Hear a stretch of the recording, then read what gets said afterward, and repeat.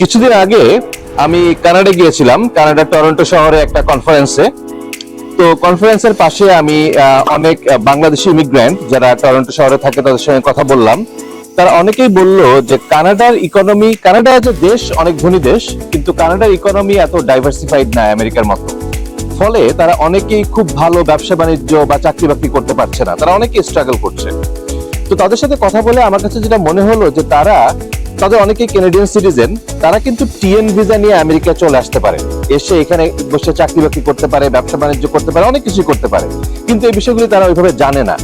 তারা যখন বাংলাদেশ থেকে কানাডা এসেছিল তখন তারা যে স্বপ্ন নিয়ে এসেছিল সেই স্বপ্নের অনেকগুলি অবশ্যই বাস্তবায়ন হয়েছে, আবার অনেকগুলি বাস্তবায়ন হয়নি। বিশেষ করে এই চাকরি বাকরি, ব্যবসা বাণিজ্য, ইকোনমিক সাইডটা ওইভাবে বাস্তবায়ন হয়নি।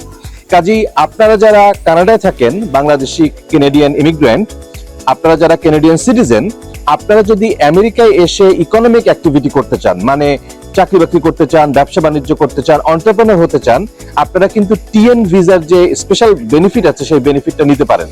তো টিএন ভিসা বা আমেরিকান ইমিগ্রেশনের যে কোনো বিষয় নিয়ে, আমেরিকান ইমিগ্রেশন বা ইনভেস্টমেন্টের যে কোনো বিষয় নিয়ে যদি আপনারা কথা বলতে চান, জানতে চান, আমাদের সঙ্গে যোগাযোগ করতে পারেন। আমাদের স্ক্রিনে দেখানো নাম্বারে কল করতে পারেন, ইমেল করতে পারেন, বা আমাদের যে কোনো ব্রাঞ্চ ভিজিট করতে পারেন। আমরা আমাদের সাধ্যমতো চেষ্টা করব আপনাদেরকে সাহায্য সহযোগিতা করার জন্য, এবং আমেরিকান ইকোনমির যে বিউটি, সেই বিউটিটা যাতে আপনারা কানাডা বসেই গ্রহণ করতে পারেন সে বিষয়ে আমরা আপনাকে সর্বোচ্চ সাহায্য সহযোগিতা করব।